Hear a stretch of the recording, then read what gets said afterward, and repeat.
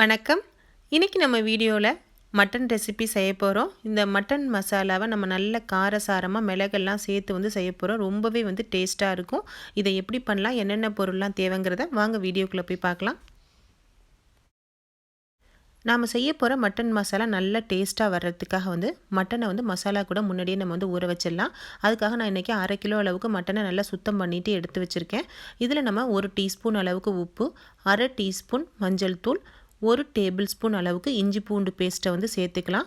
உங்களுடைய காரத்துக்கு தகுந்த மாதிரி நீங்கள் மிளகாத்தூளை சேர்த்துக்கோங்க. நான் இன்றைக்கி 1 டேபிள் ஸ்பூன் அளவுக்கு மிளகாத்தூளை சேர்க்குறேன். இந்த ரெசிபிக்கு நம்ம பெப்பரும் சேர்க்கறதுனால மிளகாத்தூளை கொஞ்சம் கம்மியாக சேர்த்துக்கிறேன். 2 டேபிள் ஸ்பூன் அளவுக்கு மல்லிப்பொடியை சேர்த்து நம்ம எல்லாத்தையும் நல்லா மிக்ஸ் பண்ணி வச்சிடலாம்.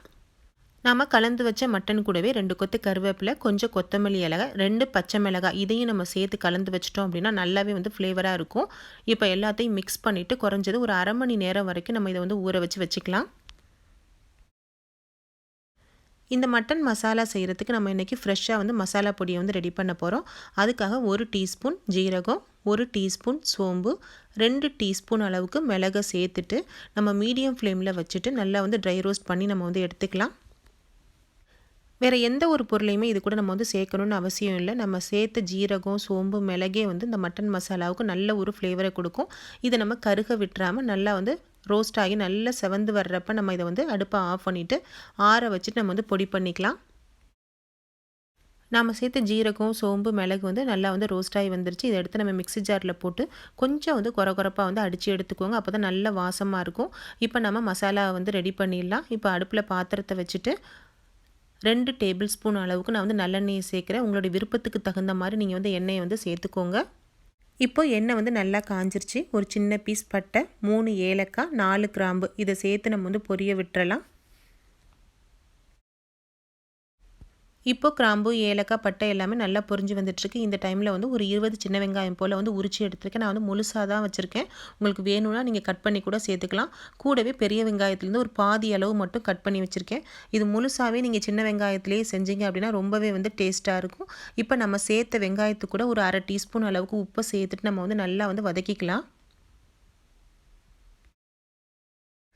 வெங்காயம் ஓரளவுக்கு வதங்கி வந்துட்டுருக்கு. இந்த டைமில் நம்ம 2 பல்லு பூண்டும், சின்ன பீஸ் இஞ்சியும் நம்ம 1, 2மா தட்டி சேர்த்துக்கலாம். நம்ம ஏற்கனவே மட்டன் கூட நம்ம இஞ்சி பூண்டு பேஸ்ட்டை சேர்த்தாச்சு. அதுக்காக கம்மியான அளவு மட்டும் நம்ம இப்போ சேர்த்துக்கிறோம். இப்போ நல்லாவே மட்டன் ஊறி வந்துருச்சு. 1/2 மணி நேரம் ஆயிடுச்சு. இதை நம்ம வதக்கிக்கிட்டு இருக்க வெங்காயத்து கூட நம்ம சேர்த்து கலந்துடலாம். மட்டனை சேர்த்துட்டு நம்ம ஒரு 5 நிமிஷத்துக்கு மீடியம் ஃப்ளேமில் வச்சுட்டு வதக்கிக்கலாம். நல்லா ஓரளவுக்கு மட்டன் வதங்கி வர்ற டைமில் நான் இன்றைக்கி 2 தக்காளியை கட் பண்ணி வச்சுருக்கேன். தக்காளியையும் சேர்த்து நம்ம வதக்கிக்கலாம். இப்போ நம்ம சேர்த்த வெங்காயம், தக்காளி, மட்டன் மசாலா எல்லாமே நல்லா வதங்கி வாசம் வர ஆரம்பிச்சிருச்சு. இந்த டைமில் 1 கப் அளவுக்கு தண்ணியை சேர்த்துக்கிறேன். தண்ணியை சேர்த்துட்டு மூடி போட்டு மீடியம் ஃப்ளேமில் வச்சுட்டு ஒரு 45 நிமிஷத்துக்கு நான் வேக வைக்க போகிறேன். உங்களுக்கு டைம் இல்லை அப்படின்னா நீங்கள் குக்கரில் 4 விசில் வச்சு வேக வச்சு எடுத்துக்கோங்க. கரெக்டான அளவில் இருக்கும். நான் இன்றைக்கி குக்கரில் வைக்காமல் பாத்திரத்திலே வச்சு செய்ய போகிறேன். இப்போ நல்லா கொதித்து கிரேவி ரெடி ஆகிட்டுருக்கு. குக்கர் இல்லாமல் நம்ம இந்த மாதிரி பாத்திரத்தில் நம்ம ஓப்பனாக வச்சு வேக வைக்கணும் அப்படின்னா 45 நிமிஷத்துலேருந்து 1 மணி நேரம் வரைக்கும் எடுக்கும். உங்களுடைய மட்டனை பொறுத்தது. இன்றைக்கி எனக்கு வேகிறதுக்கு 45 நிமிஷம் ஆயிடுச்சு. இப்போ நம்ம நல்லாவே வெந்த பிறகு ஃப்ரெஷ்ஷாக பொடி பண்ணி வச்ச மசாலா பொடியை இது கூட சேர்த்து கலந்துக்கலாம். மசாலா பொடியை சேர்த்த பிறகு 5 நிமிஷத்துக்கு லோ ஃப்ளேமில் வச்சுருங்க. அப்போ தான் நம்ம விட்ட எண்ணெய் எல்லாமே பிரிஞ்சு நல்லா கொதித்து மேலே வர ஆரம்பிக்கும். அதுதான் நமக்கு கரெக்டான பக்குவம். இப்போ நல்லா நம்ம விட்ட எண்ணெய் எல்லாமே பிரிஞ்சு மேலே வர ஆரம்பிச்சிருச்சு. இந்த டைமில் நம்ம ஒரு தடவை கிளறி விட்டுட்டு கொத்தமல்லி இலையை தூவிட்டு நம்ம இதை ஸ்டவ்வை ஆஃப் பண்ணிடலாம். ஃப்ரெஷ்ஷாக நம்ம அரைச்சி சேர்க்குற மசாலா பொடி இந்த மட்டன் மசாலாவுக்கு நல்ல ஒரு வாசத்தையும் காரத்தையும் கொடுக்கும். இப்போ நல்ல டேஸ்டியாக காரசாரமான மட்டன் மசாலா ரெடி பண்ணியாச்சு. இதை நம்ம சாதத்து கூட, சப்பாத்தி கூட, பரோட்டா கூடலாம் வச்சு சாப்பிட்றதுக்கு ரொம்பவே நல்லாயிருக்கும். ட்ரை பண்ணி பாருங்கள். ஃப்ரெண்ட்ஸ், உங்களுக்கு இந்த வீடியோ பிடிச்சிருந்துச்சுன்னா லைக் பண்ணுங்கள். உங்கள் நண்பர்களுக்கெல்லாம் ஷேர் பண்ணுங்கள். கூடவே நம்ம சேனலை மறக்காமல் சப்ஸ்கிரைப் பண்ணிக்கோங்க. தேங்க்யூ.